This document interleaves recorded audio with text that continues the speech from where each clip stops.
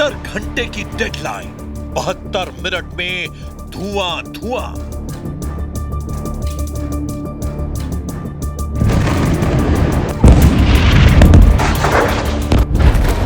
शर्तों के बदले नेतन्याहू के 200 धमाके।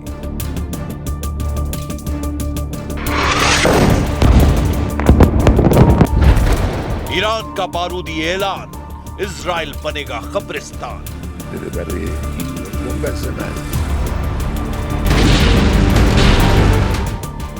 जब ट्रंप गजा युद्ध समझौते का क्रेडिट लूट रहे थे, तब इजराइल बारूदी तांडव मचा रहा था।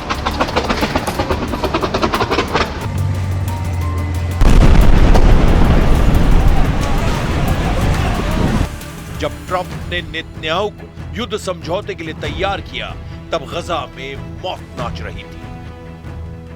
जंगी जेट बारूद बरसा रहे थे। मिसाइल धमाके पहले की तरह हो रहे थे। गजा की गलियों में इजराइल के टैंक गोले दाग रहे थे। समझौते के ऐलान के बाद भी इजराइल रुका नहीं। महज 24 घंटे के अंदर इजराइल ने गजा में 37 लाशें बिछा दी हैं। हमास के साथ इजराइल ने हिजबुल्लाह पर भी भयानक हमला किया है। उधर हमास ने यह कहकर युद्ध के भीषण दौर में जाने की गारंटी दी है कि उसे ट्रंप का पीस प्लान पता ही नहीं। यानी दोनों खेमे खून खराबे के लिए उतावले हैं। तो फिर ट्रंप किस बात के चैंपियन बन रहे हैं? क्यों ट्रंप गजा युद्ध पर सच नहीं स्वीकार कर रहे हैं? सब कुछ बड़ा विचित्र है। 3 सितंबर को दोपहर तक हमले में इजराइल ने 37 से ज्यादा शवों का ढेर लगा दिया है। ये हमले ट्रंप के पीस प्लान पर नेतन्याहू की सहमति के बाद हुए हैं। उधर हमास ने 30,000 आत्मघाती लड़ाकों को युद्ध में झोंकने का सिग्नल दिया है। हमास लीडरशिप ट्रंप के समझौते को मानने के मूड में नहीं। ईरान में हमास के प्रतिनिधि खालिद कद्योमी ने कहा है कि फिलिस्तीन के किसी भी फैसले का हक सिर्फ फिलिस्तीनियों का है। This is very important point. See, the right to self-determination. The next day of war is pure Palestinians. These are the basic principles. Anything to be discussed about the political future of Palestine should address these very important points. No one has right to intervene into the Palestinian affairs but the Palestinians themselves.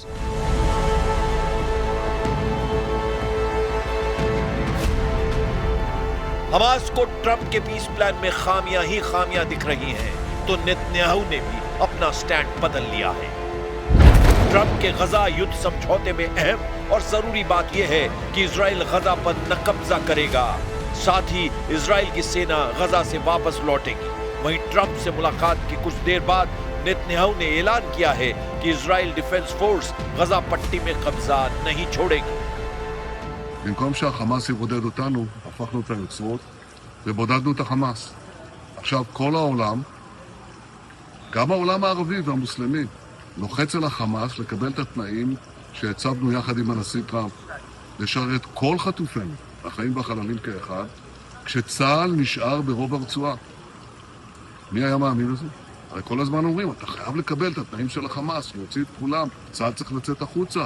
והחמאס יכול להשתקם, הוא יכול גם לשקם את הרצועה. לא ולא, זה לא קורה. ההפך. We're going to do about 3 or 4 days. We'll see how it is. All of the Arab countries are signed up. The Muslim countries all signed up. Israel's all signed up. We're just waiting for Hamas. And Hamas is either going to be doing it or not. And if it's not, it's going to be a very sad end. Hamas समर्थक अलग-अलग fighter group Trump के plan पर भड़के हुए हैं। गजा में Trump के समझौते को अमेरिका और इजराइल को मुनाफे का बताया जा रहा है। वहीं पीएम नेतन्याहू ने भी ये साफ कर दिया है कि वो फिलिस्तीन देश नहीं बनने देंगे। ट्रंप के सुझाए समझौते में भी इसका कोई जिक्र नहीं किया गया है। ממש לא, זה גם לא כתוב בהסכם. אבל דבר אחד כן אמרנו, שאנחנו נתנגד בתוקף למדינה פלסטינית. הנשיא טראמפ גם אמר את זה, הוא אמר שהוא מבין את זה, הוא אמר באום גם שזה יהווה את פרס עצום לטרור וסכנה למדינת ישראל, וכמובן שאנחנו לא מסכימים. ट्रंप की 20 पॉइंट गजा डील की यूरोप और अरब देशों में जमकर वाहवाही हुई, लेकिन जिनके बीच ये समझौता होना है वहां सब ठीक नहीं। फिलिस्तीनी इस्लामिक जिहाद समूह के चीफ ने ट्रंप के पीस प्लान को अरब वर्ल्ड की तबाही बता डाला है। ईरान समर्थित लड़ाका ग्रुप के चीफ जियाद अल नखाला ने कहा है कि गजा पर अमेरिका और इजराइल की घोषणा क्षेत्र को उड़ाने का नुस्खा है। कुछ विदेशी नेता इस योजना को लेकर आशावादी हैं, लेकिन ये इजराइल की फिलिस्तीन पर लगातार हमले का नुस्खा बनेगा। ट्रंप ने गजा पीस प्लान पर 8 मुस्लिम देशों को पहले ही मना लिया था, मगर ईरान जो कि सबसे बड़ा फैक्टर है वो ट्रंप के काबू में नहीं आ रहा है। जाहिर है ईरान से बैकअप मिलता रहा तो हमास फिर से बारूदी घमासान शुरू कर सकता है। फिलहाल लड़ाका ग्रुप अपनी ताकत बढ़ाने में जुटा है। ट्रंप ने गजा डील में शर्त रखी है कि हमास को अपने हथियारों को नष्ट करना होगा। हथियारों को नष्ट करने का मतलब ये समझना सही होगा कि हमास को अपनी ताकत को छोड़ना होगा, लेकिन फाइटर ग्रुप हाल के दिनों में हथियार में इजाफा किया है। INSS के मुताबिक युद्ध की शुरुआत हमास के पास हजारों हल्के हथियार थे, जैसे Kalashnikov assault rifle, sniper rifle, machine gun और बड़ी मात्रा में ग्रेनेड। INSS के मुताबिक 7 अक्टूबर को हमास की बटालियनों के पास बड़े पैमाने में एंटी टैंक हथियार थे। इन हथियारों में RPG रॉकेट लॉन्चर और कई तरह की घातक कॉर्नेट मिसाइलें शामिल थी। INSS के मुताबिक युद्ध की शुरुआत में हमास के पास 30,000 रॉकेट और मिसाइलें थी। उनमें से ज्यादातर शॉर्ट रेंज लगभग 10 किलोमीटर तक और कुछ मीडियम रेंज यानी लगभग 40 किलोमीटर तक।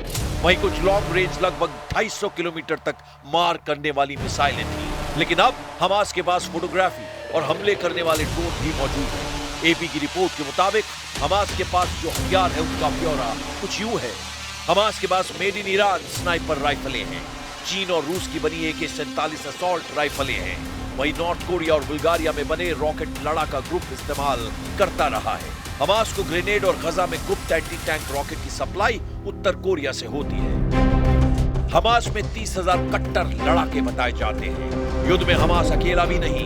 यमन के हूती और लेबनान के हिजबुल्लाह फाइटर इजराइल को दहलाने का कोई मौका हाथ से जाने नहीं देते हैं। इजराइल को उलझाने के लिए हूती और हिजबुल्लाह लगातार हमले करते हैं। इजराइल को लेबनान फ्रंट की अनदेखी भारी पड़ जाती है, इसीलिए ट्रंप के पीस प्लान के बाद भी नेतन्याहू आर्मी लेबनान में हमले तेज कर चुकी है।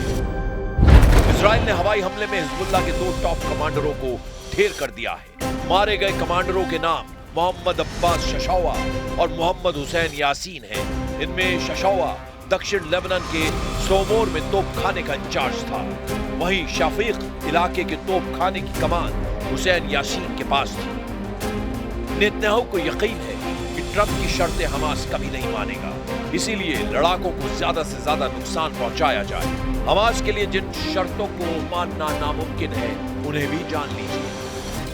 डील में हमास को हथियार छोड़ने और सुरंग नेटवर्क तबाह करने के लिए कहा गया है। इसका सीधा मतलब है गजा और फिलिस्तीन से हमास की ताकत को खत्म कर देना, जिसे हमास लीडरशिप कभी नहीं मानेगी। दूसरा अहम पेच ये है कि हमास को भविष्य की सरकार में किसी भी तरह की कोई भूमिका नहीं दी जाएगी। मायने ये है कि हमास की अहमियत अपने आप खत्म हो जाएगी। जिस हमास ने 2 साल तक इजराइल से युद्ध लड़ा, जिस लड़ाका ग्रुप ने इजराइल के आगे सिर नहीं झुकाया, वो क्या ट्रंप की धमकियों से डरकर बंधकों को रिहा कर देगा? अब तक ट्रंप के गजा पर जितने भी दाव थे सारे नाकाम साबित हुए हैं। हालांकि इस बार उन्हें दुनिया भर के तमाम देशों से समर्थन मिल रहा है। यहां तक कि अरब देशों ने भी ट्रंप के पीस प्लान को अच्छी पहल माना है। तुर्की जैसे तिकड़मी देश ने ट्रंप की हां में हां मिला दी है। मगर खलीफा कब इजराइल के खिलाफ नई चाल चलेंगे कोई नहीं जानता। उधर ईरान तो ट्रंप के किसी भी समझौते को मानने को राजी नहीं। इजराइल के दुश्मन फाइटर ग्रुप युद्ध खत्म करने के मूड में नहीं है, यानी लड़ाई का नया अध्याय ज्यादा विनाशकारी साबित हो सकता है।